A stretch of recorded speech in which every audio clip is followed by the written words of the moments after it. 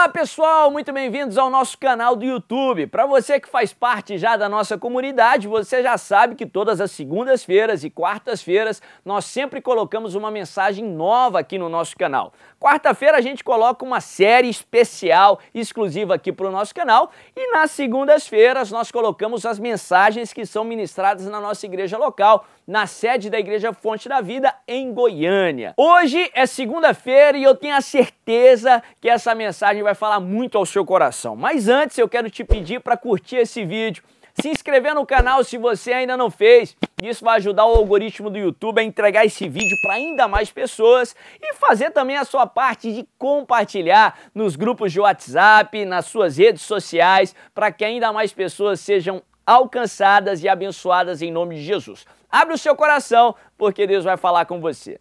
Abre tua Bíblia comigo no livro de Lucas, no capítulo 9, a partir do verso 22. Lucas 9, verso 22. Essa é uma semana muito especial, muito especial. Talvez uma das semanas mais especiais do ano. Literalmente nessa semana, há mais de 2000 anos atrás, a humanidade inteira foi transformada. A nossa vida foi abençoada nessa semana, há mais de 2000 anos atrás. Se não fosse por essa semana, nenhum de nós estaríamos aqui. Literalmente, a Bíblia nos ensina que essa semana, ela antecedeu o fim de semana da crucificação, o fim de semana da Páscoa, onde Jesus pagou um alto preço pelo meu e pelo seu pecado, onde Ele, a preço de sangue, nos comprou. Quando Ele sofreu tudo o que eu e você merecíamos, para que nós pudéssemos ter aquilo que só Ele merece. Segundo os relatos bíblicos, no domingo antes da crucificação, a Bíblia narra que Jesus, Ele montado num jumentinho, Ele entra ali em Jerusalém, através ali daquele portão, da porta formosa, da porta dourada ali de Jerusalém, e Ele é recebido por várias pessoas, alguns que criam nele, e outras que estavam apenas clamando por socorro. A Bíblia fala ali com um ramo ali de uma árvore, e eles começam a cantar, eles começam a clamar: Hosana! Hosana! Bendito o que vem em nome do Senhor! Não só louvando e adorando o Senhor, mas também clamando por uma solução. O povo acreditava que o Messias viria, e viria para restaurar o reino a Israel. E o restaurar do reino a Israel implicava remover os tiranos, remover os romanos, que oprimiam o povo. E a Bíblia fala que o povo gritava, o povo louvava. Interessante que esse mesmo povo, na sexta-feira daquela semana, se no domingo eles estavam clamando Hosana e louvando a Deus, na sexta-feira estava gritando: crucifica-o, crucifica-o. E a Bíblia fala que aquele domingo inaugura aquela semana. Na segunda, na terça-feira e na quarta-feira, os textos mostram que Jesus alterna ali entre Jerusalém e Betânia, que ficava próximo de Jerusalém. Foi nesses dias que ele entra ali no templo, e ele percebe ali que o sistema religioso daquela época tinha revertido todos os valores, e eles tinham feito ali da casa de Deus um comércio, literalmente falando, vendendo animais por sacrifício. E a Bíblia fala que Jesus fica indignado com aquilo e causa um alvoroço só. Ele remove aquelas mesas, ele coloca tudo aquilo no chão, e tudo aquilo gera perplexidade, gera espanto ali na mente dos religiosos. A Bíblia fala que por fim, na quinta-feira, Jesus reúne com seus discípulos, ali no cenáculo, um lugar que ele costumava se reunir com os discípulos para ensinar, para orar. E a Bíblia fala que ele tem uma refeição, a refeição da Páscoa, que era uma festividade comemorada pelos judeus, comemorada por Jesus. E a Bíblia fala que naquilo que nós conhecemos como a última ceia, ele pega o pão, ele pega o vinho, e ele diz: esse é meu corpo, esse é meu sangue. Ele parte o pão representando o corpo que seria partido em alguns momentos, E ele diz assim, ele dá uma ordem: fazei isso em memória de mim. Naquela mesma noite ele revela quem iria trair, um dos 12 discípulos, Judas, que estava ceando ali com o Senhor. Momentos depois, naquela mesma noite de quinta-feira, a Bíblia fala que ele vai fazer algo que ele sempre fazia antes de uma dificuldade, antes de um problema, algo que ele nos ensina, que também nós devemos fazer antes das provas que enfrentamos. Jesus, antes de passar pelo maior desafio aqui da sua existência, enquanto ele estava encarnado aqui na terra, antes da cruz, a Bíblia fala que Jesus vai ali no pé do Monte das Oliveiras, num lugar chamado Getsêmani, e ele vai orar, ele vai falar com o Pai. O Evangelho de Lucas nos ensina que depois daquele momento de oração que o Senhor teve, antes de ser entregue, antes da crucificação, os anjos vieram e os anjos o fortaleceram. Se você quer força do Senhor antes das provas da sua vida, você precisa ter vida de oração.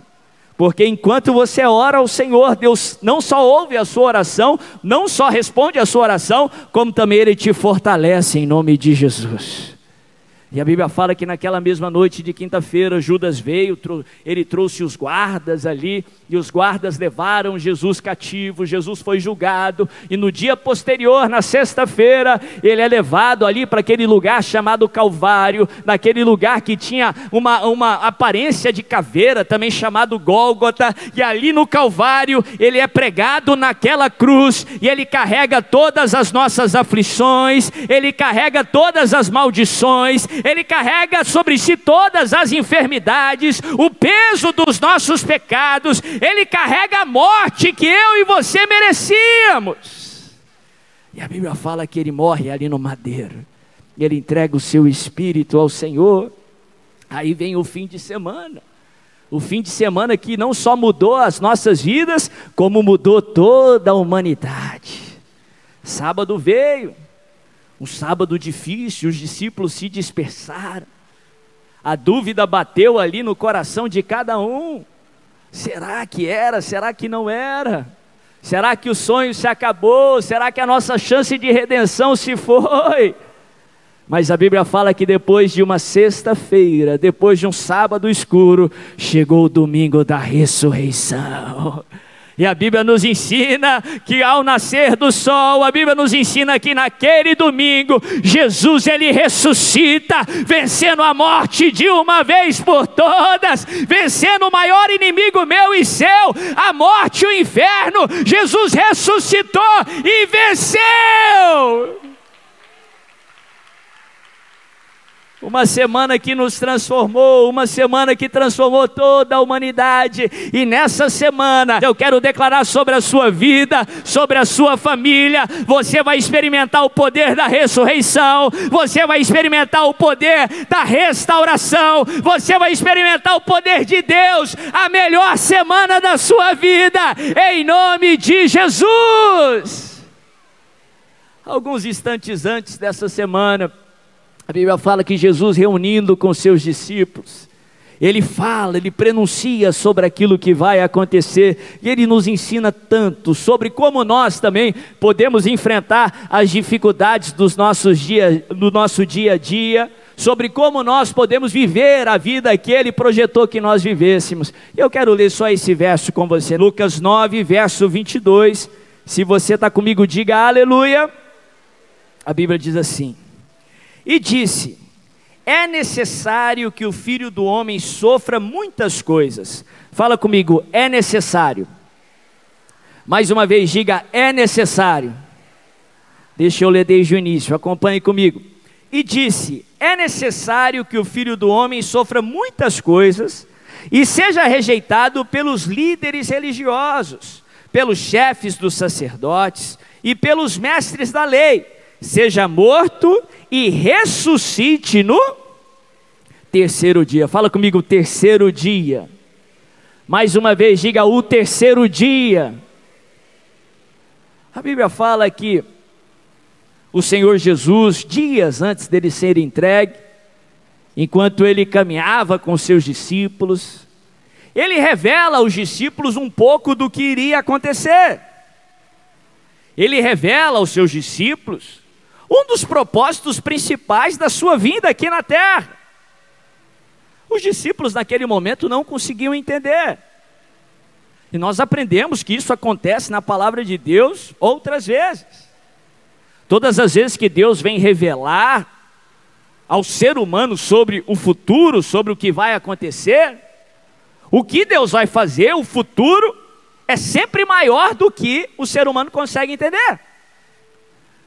Quando Deus vem te falar sobre o seu futuro, aquilo que Ele quer fazer no seu futuro é sempre maior do que você consegue entender hoje. Porque se você conseguisse entender tudo, você não ia confiar nele. Aquilo que Ele quer fazer na sua vida e através da sua vida é sempre maior do que você consegue entender hoje. E Jesus vira para os discípulos e diz: é necessário que o Filho do Homem seja entregue. E essa palavra é muito forte, ele diz: é necessário. Porque a cruz representava algo muito difícil. A cruz representava a maior dificuldade para toda a humanidade. O maior sofrimento que um ser humano poderia sofrer.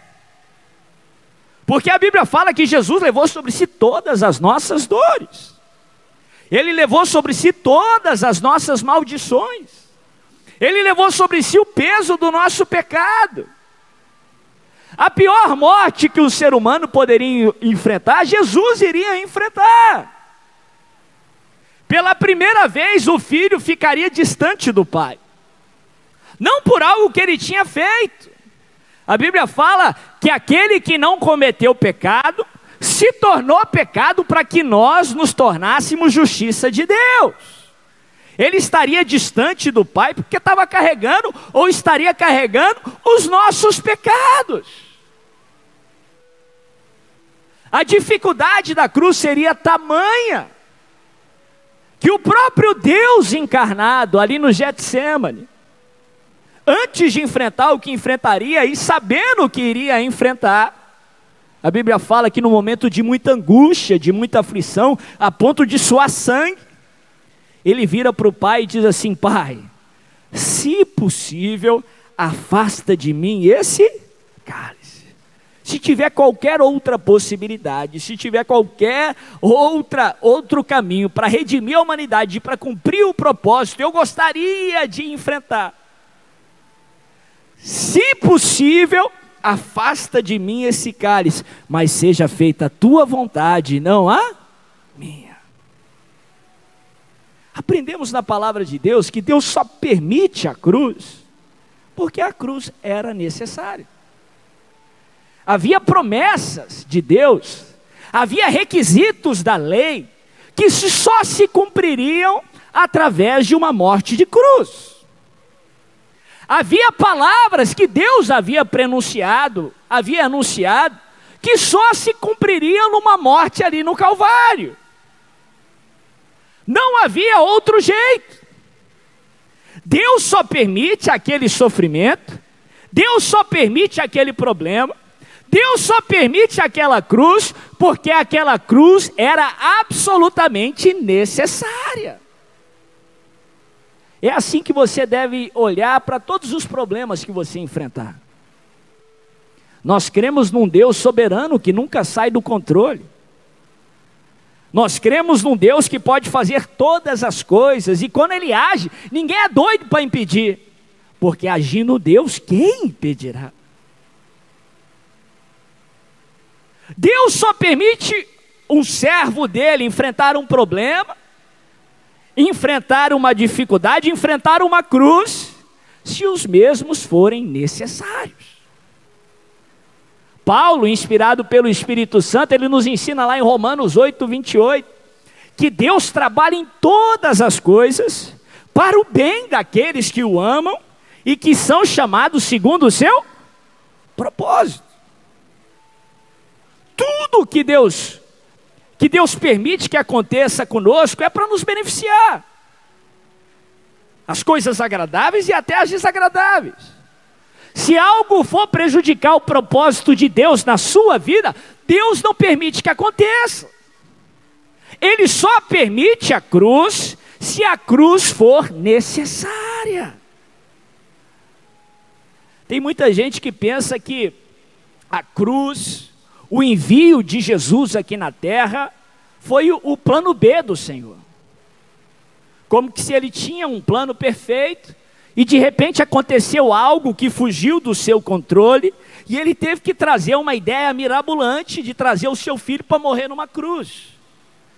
Como que se ele olhou ali para Adão e Eva e disse: o que eles fizeram? O que eu vou fazer? Não. Jesus não foi o plano B de Deus. A cruz não foi o plano B de Deus. Deixa eu te dar essa palavra. Deus não tem plano B. A Bíblia nos ensina que o caminho de Deus, ele é perfeito. A Bíblia nos ensina que os planos de Deus não podem ser frustrados. Ah, mas e o livre-arbítrio? Você não crê no livre-arbítrio? Lógico que eu creio. Nós cremos, na fonte da vida cremos no livre-arbítrio. A Bíblia nos ensina, nos dá muita ênfase nisso, que Deus deu ao ser humano esse presente, o poder de escolher, o poder da decisão. A lógica para mim mais simples para isso é que quem não tem escolha não é filho, é escravo. Se Deus tirar o livre-arbítrio de nós, nós não seríamos filhos. E Deus não nos criou para sermos escravos. Ele quer fazer de você filho de Deus. Deus nos deu o livre-arbítrio. Mas o que muita gente não consegue entender é a soberania de Deus. Porque apesar do livre-arbítrio, apesar das nossas decisões, Deus vê o amanhã antes do amanhã acontecer. Ele te deu o poder de escolha, mas Deus sabe o que você vai escolher. Deus sabe o que você vai fazer, até os erros que você vai cometer, até as escolhas erradas que você vai tomar. E deixa eu te dar essa palavra: Deus te ama mesmo assim. Deus te ama apesar das suas escolhas. A Bíblia nos ensina que o amor de Deus não impõe condições. O amor de Deus é incondicional. Ele nos ama mesmo assim. Sim, Deus deu o poder de decisão a Adão e Eva. E só deu um mandamento para eles. Se você acha complexo os mandamentos do Senhor, Adão e Eva tinham só um mandamento: não comer da árvore do conhecimento do bem e do... Não é que eles não saberiam sobre o mal, lógico que saberiam, mas saberiam da boca do Senhor. Mas eles escolheram saber por experiência. Eles escolheram comer do fruto, experimentar o mal. E viraram as costas para Deus. Rejeitaram a Deus e foram rejeitados por Deus. Você pensa que Deus não sabia que isso iria acontecer? É lógico que Deus sabia. O caminho de Deus, ele é perfeito. Deus não só sabia, como ele já tinha provido o escape. A Bíblia fala que no dia da traição, ele libera uma palavra, que do fruto da mulher, ele levantaria um filho, ele levantaria alguém, e esse alguém, apesar de ter sido ferido pelo calcanhar, ter sido ferido pela serpente, ele pisaria a cabeça da serpente. E é isso que aconteceu lá no Calvário. A serpente feriu Jesus, mas através do sacrifício de Jesus, ele pisou na cabeça da serpente de uma vez por todas. A cruz era necessária. Ele só permitiu a cruz porque a cruz era necessária. E presta atenção aqui. Por mais que a cruz fosse ruim, por mais que a cruz foi ruim, talvez o pior acontecimento da humanidade. Pensa um pouco se você não soubesse as próximas cenas ali daquele capítulo. A única chance de redenção da humanidade com Deus era o próprio Deus fazendo carne e morrendo a morte que nós merecíamos. O Cordeiro Santo de Deus. E ele estava morto naquela cruz por 3 dias. Era algo muito difícil. Mas por mais que a cruz foi difícil, no terceiro dia, no dia da ressurreição, aquele que era o unigênito do Pai, ele não ressuscitou mais como unigênito. Quando ele ressuscitou, vencendo a morte de uma vez por todas, ele ressuscita como um primogênito. Porque através do seu sacrifício, ele adotou uma leva de irmãos para o Pai. Ele nos adotou de volta ao Senhor. Por mais que a cruz foi difícil, o resultado da cruz foi muito bom. O resultado da cruz foi muito melhor do que nós estaríamos se não houvesse a cruz. Presta atenção, vou falar de novo, porque isso nos prega muito. Por mais que a cruz foi difícil, o resultado da cruz foi muito melhor do que estaríamos se não tivéssemos enfrentado a cruz. Por mais que o seu problema seja difícil, o resultado dele, o que vai acontecer, será muito melhor do que você estaria se não tivesse enfrentado esse problema. Eu vou falar novamente, por mais que essa sua cruz seja difícil, essa enfermidade seja difícil, esse problema financeiro seja difícil, o que Deus vai fazer, o resultado, a resposta, serão muito melhores do que você estaria se não tivesse enfrentado o problema.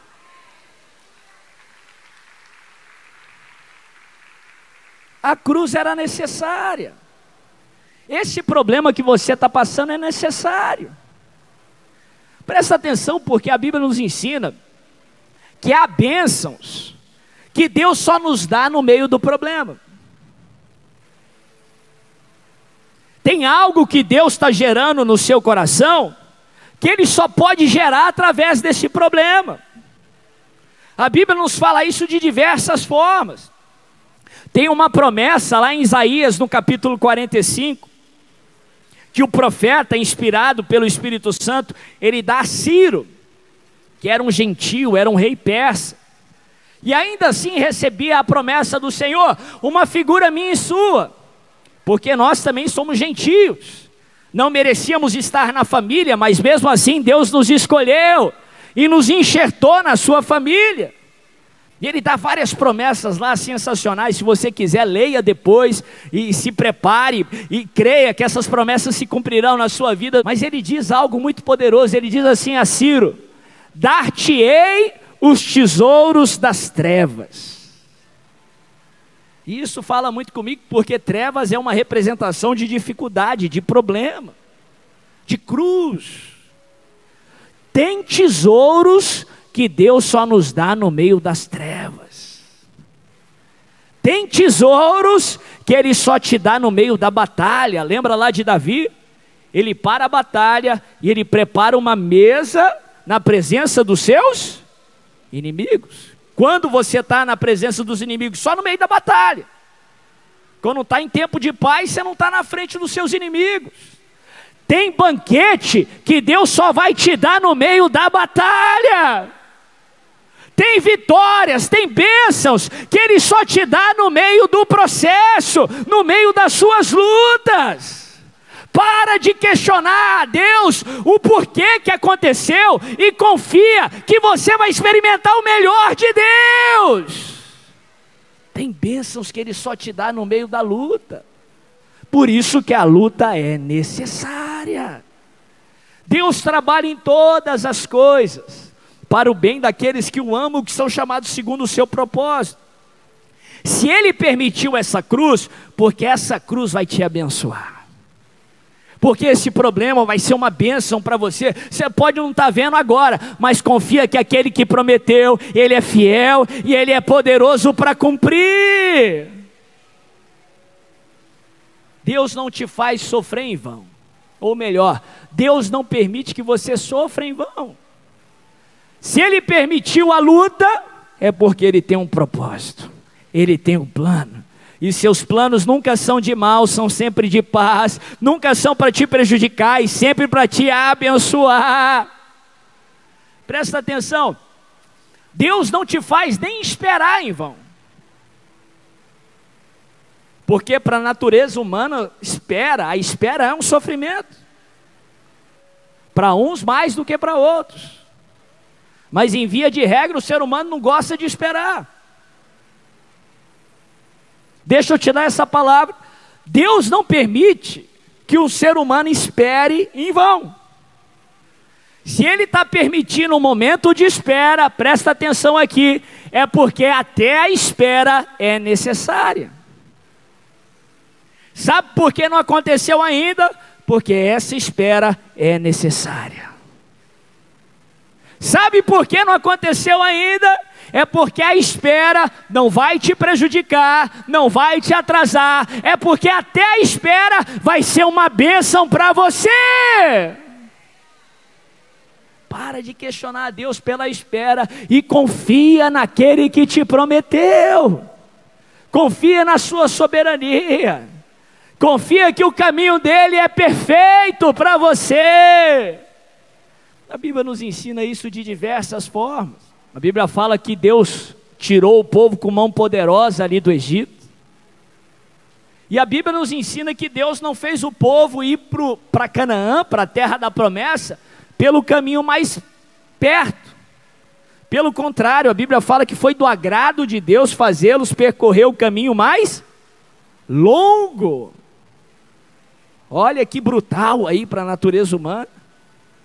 Foi do agrado de Deus fazê-los esperar mais. Porque pensa, o povo passou 400 anos no Egito. A maioria não conhecia a terra, só conhecia ela de ouvir falar. Tinham adquirido a mentalidade do Egito, o modo de viver do Egito, o apetite do Egito. Se eles entrassem em Canaã dessa forma, eles seriam amaldiçoados. A Bíblia fala que na primeira batalha eles desistiriam. Chegariam lá em Canaã reclamando. Chegariam lá em Canaã fazendo comparação com o Egito. Deus precisava tratar aquela mentalidade. Deus precisava tratar aquela natureza. Deus precisava prepará-los para experimentar o melhor que tinha para cada um deles. Por isso eles ficaram 40 anos no deserto. 40 anos sendo preparados pelo Senhor, não para os prejudicar, pelo contrário, a Bíblia fala que Deus esteve do lado deles em todos os momentos. Durante o dia era uma coluna de nuvem que guiava eles pelo deserto. À noite, quando a escuridão vinha, quando o frio vinha, o Senhor não saía do lado do povo, pelo contrário, Ele era uma coluna de fogo para aquecê-los, para iluminar a escuridão e para guiá-los no meio do deserto. Deus precisou ali do tempo para tratá-los. Deus precisou do tempo para prepará-los. Deus precisou do tempo para levá-los para Canaã. A Bíblia nos ensina, Jesus nos ensinou uma parábola muito sobre esse princípio. Lá em Lucas 18, do verso 1 ao 6, depois você pode ler na sua casa. A Bíblia nos conta uma parábola sobre a viúva persistente. A Bíblia fala que ela tinha um problema, ela tinha uma causa, e ela ia até um juiz iníquo, um juiz ímpio, que não temia homem, não temia Deus, não se importava com os homens e não se importava com Deus. Mas a Bíblia fala que ela foi persistente. Ela de manhã, de tarde, de noite, ia até ele e dizia: julga a minha causa, julga a minha causa. Isso se repetiu por um tempo. Até que Jesus conta na parábola que o juiz decidiu: vou resolver o problema dela, para ela deixar de encher minha paciência. Eu vou resolver o problema dela, para ela parar de me importunar, para ela não me causar mais mal. E ele resolve o problema dela. E Jesus, ele conclui a parábola no verso 6, dizendo assim, presta atenção.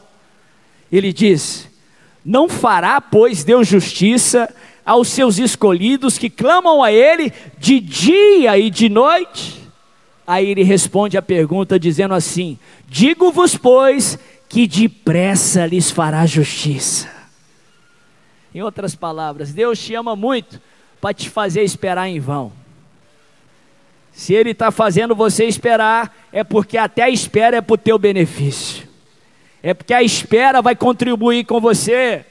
É porque nessa espera Ele está forjando o teu caráter. é porque nessa espera Ele está fazendo infinitamente mais do que você está pedindo. Ele não faz você esperar em vão, pelo contrário, na hora certa Ele traz a resposta, na hora certa Ele traz o depressa do Senhor.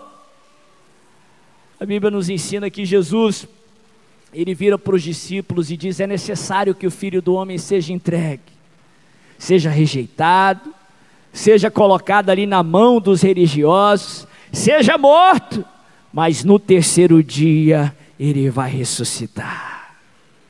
Interessante que o próprio Jesus, o Deus encarnado, declarou a promessa que Deus tinha para a sua vida. O próprio Jesus, o Deus encarnado, declarou a vitória do Senhor sobre o seu futuro. Aprenda a declarar a vitória do Senhor sobre a sua vida. Aprenda a falar a vitória do Senhor sobre a sua vida. Aprenda a falar as promessas do Senhor. A Bíblia nos ensina que o nosso futuro é determinado por nossas palavras. A Bíblia nos ensina que morte e vida estão no poder da língua. Aprenda a declarar a vida, aprenda a declarar a bênção do Senhor. É isso que nós fazemos aqui na frente, quando nós falamos. Declare que vai ser a melhor semana, declare que vai ser o melhor mês, declare a ressurreição, declare a sua cura, em nome de Jesus. E por último,